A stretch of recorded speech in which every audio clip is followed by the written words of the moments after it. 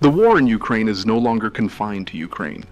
Step by step, it is stretching into Europe's skies, its infrastructure, even its finances, often in ways that slip under the radar. And if you think these moves concern only Europe, that mistake could cost America dearly. A few days ago, 4 signals appeared that, taken together, show a conflict widening far beyond the front lines in Ukraine. Drones forced a nuclear power plant to shut down parts of its operations. Russian jets crossed NATO airspace and triggered emergency responses. Major airports in northern Europe were closed by swarms of unmanned aircraft. And in Brussels, European leaders moved to unlock billions in frozen Russian assets to arm Kyiv.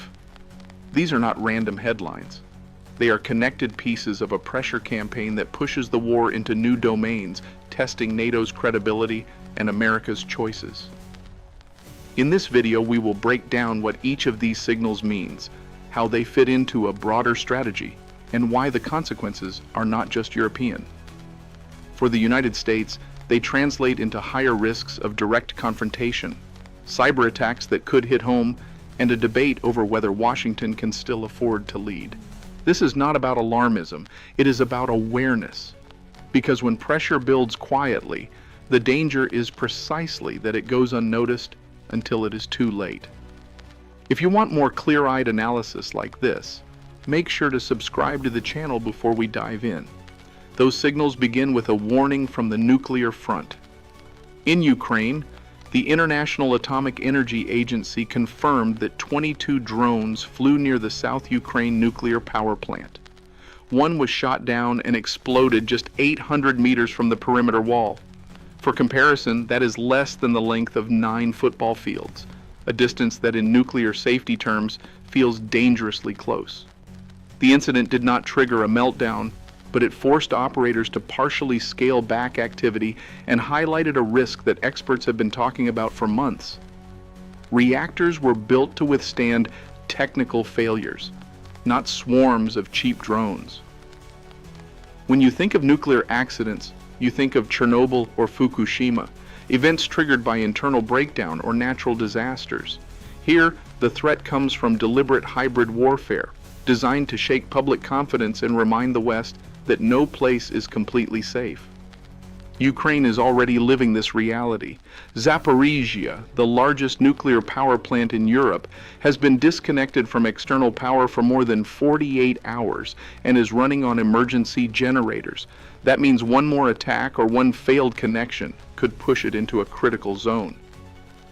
The message is clear. Nuclear energy, once a symbol of stability, is now a pressure point in the conflict. For Europe, this risk is not abstract. Radiation does not stop at borders. And for Americans, it is not distant either. Markets react instantly to nuclear scares, insurance rates on shipping routes spike, and energy prices ripple across the Atlantic. A single successful strike on a reactor would not only endanger millions locally, it would create shockwaves in the global economy. And this is only the first front. Because while drones tested the perimeter of a nuclear plant, Russian jets were crossing perimeters of another kind, NATO airspace. If nuclear plants are a reminder of how fragile infrastructure can be, airspace is the reminder of how fragile borders can become. Just days ago, 3 Russian MiG-31 fighter jets crossed into Estonian airspace without a flight plan. Their transponders were switched off, they stayed inside NATO territory for 12 minutes, and they were only pushed back after Italian F-35 scrambled to intercept them. Estonia called the breach unacceptable and triggered consultations under Article 4 of the NATO treaty, demanding collective attention. Moscow, in a familiar pattern, denied any violation, claiming the jets flew over neutral waters. This is the same pattern Poland has faced, with swarms of Russian drones entering its skies, testing responses and stretching patience. One week it is drones, the next it is fighters. The steps are incremental, designed to probe NATO's tolerance without sparking immediate retaliation. Now NATO is trying to redraw the line. According to Secretary General Mark Rutte, Allied forces will have the authority to shoot down intruding aircraft if necessary. That is not just rhetoric. It is a signal that the alliance is preparing for the day when warning shots and interceptions may no longer be enough. For the United States, that moment carries enormous weight. American pilots are already stationed in Poland and the Baltics. If one of them fires on a Russian jet, the crisis is no longer limited to Eastern Europe. It becomes an open confrontation between the world's two largest nuclear powers. And while jets and drones are testing NATO's skies, another layer of hybrid warfare is testing something else: the safety of civilians on the ground in some of the busiest airports in Europe. If fighter jets test the resolve of NATO in the air, drones are testing the nerves of Europe on the ground. In recent days, Copenhagen Airport was forced to suspend operations for nearly 4 hours after unidentified drones flew precise patterns above the runways, switching lights on and off before disappearing. Hundreds of flights were delayed, rerouted, or canceled. Similar disruptions struck airports in Norway, and reports extended to hubs in Berlin and Brussels, where check-in systems also suffered cyber attacks. Authorities in Riga openly suggested that an actor state was behind the incidents, and all eyes turned to Moscow. The pattern is familiar: use small, relatively cheap systems to create maximum disruption at minimal cost. It is not about destroying infrastructure, but about undermining confidence in daily routines that millions of people rely on. A delayed flight, a missed connection, a sudden shutdown. Each is a reminder that even civilian life can be disrupted with little warning. These hybrid attacks may look less dramatic than fighter incursions, but they are strategic in their own way. They stretch security forces thin, they test coordination between countries, and they expose how a single weak link can ripple through the entire system. A drone flying over a runway does not look like an act of war. But in a conflict where perception matters as much as firepower, it is another way of raising the pressure. And just as Europe struggles to contain these physical and digital intrusions, another front has opened, one that reaches far beyond airports or airspace. This time the battlefield is financial, and the weapons are billions in frozen Russian assets. While drones and jets probe Europe's skies, Brussels has moved the conflict into a different domain: money. European leaders are now discussing the use of nearly $200 billion in frozen Russian assets to directly fund Ukraine's war effort. For Moscow, this is not diplomacy, it is theft. Russian officials have warned that any such move would trigger retaliation, and the options for that retaliation are not limited to economics. Cyber operations against European banks, sabotage against energy pipelines, even targeted disruptions of shipping routes are all tools Moscow has used before, and all could return if those funds are redirected to Kiev. The financial front is quieter than missile strikes, but no less dangerous. It shifts the balance of the war by turning capital into ammunition, and forces Russia to consider asymmetric responses that bypass the battlefield. For Washington, this move adds another layer of calculation. On one hand, it signals stronger European resolve, easing pressure on American taxpayers. On the other, it risks provoking retaliation that could spill into global markets and hit U.S. institutions directly. The dollar and the euro are not just currencies, they are pillars of international power. If Moscow chooses to strike at them through cyber means or coordinated pressure, the shockwaves would be felt not just in Brussels, but in New York and Chicago.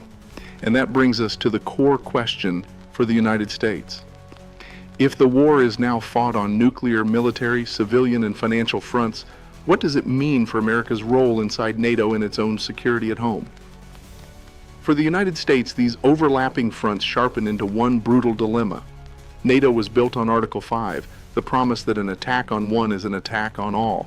But today that promise is being tested not just by tanks and missiles, but by drones buzzing nuclear reactors, by Russian jets crossing Allied skies, and by cyber attacks shutting down airports and banks. In other words, Article 5 is no longer an abstract treaty clause. It is a trigger that could be pulled by an incident measured in minutes, not weeks. The first scenario is continuity. Washington stands firm inside NATO, honoring its commitments without hesitation. If a Russian jet crosses the line and is brought down, American pilots are not just in the air, they are part of the fight. If ransomware hits European banks or shuts down power grids, U.S. Cyber Command launches counterstrikes to keep the alliance intact. This path preserves America's credibility, deters adversaries, and shows that the cornerstone of NATO still holds. The cost, however, would be heavy. Families would watch deployments turn from rotations into combat tours. Energy markets would rattle, and retirement funds could swing with every headline. And American attention would tilt toward Europe, leaving fewer resources for the Indo-Pacific or the Middle East. In this version, the United States remains the shield of the alliance, but the shield comes at a price measured in both blood and treasure. The second scenario is hesitation. Imagine Washington pausing, calculating whether Estonia or Poland is truly worth the risk of nuclear escalation. The White House might delay a military order. Congress might fracture along partisan lines, debating while the hours slip by.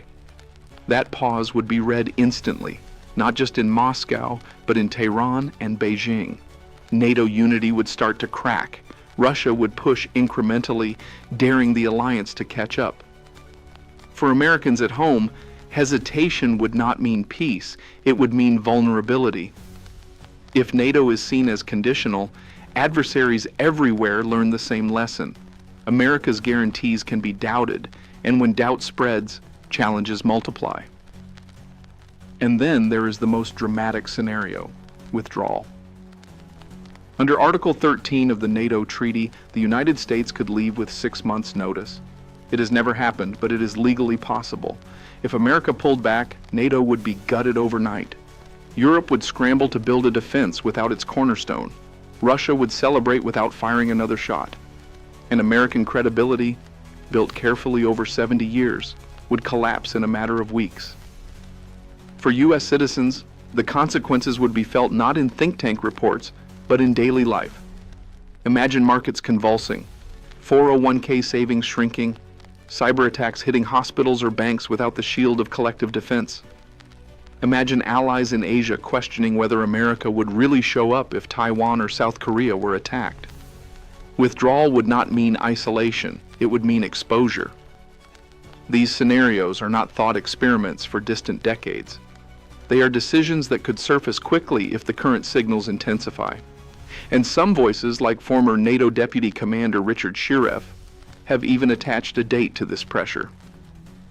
November 3rd. Whether or not that day proves decisive, the truth is unavoidable. The pressure is already here, and America must decide not just what it is willing to risk abroad, but what it is willing to risk at home. Taken together, the last few days reveal a pattern. Nuclear plants threatened by drones, NATO airspace crossed by Russian jets, airports and civilian life disrupted by swarms and cyber attacks. Billions in frozen assets turned into weapons of finance. These are not isolated fronts, they are layers of a conflict spreading quietly but relentlessly. The real question is not whether Moscow is testing the limits. The real question is how long before one of these tests breaks through and triggers escalation. Some, like former NATO Deputy Commander Richard Shiref, have even put a date on that risk: November 3rd. Whether or not that prediction comes true, the signals show that the pressure is building now, not someday in the future. For the United States, the choices are stark. Lead decisively and pay the price. Hesitate and risk the collapse of alliances, or step away and watch credibility vanish overnight.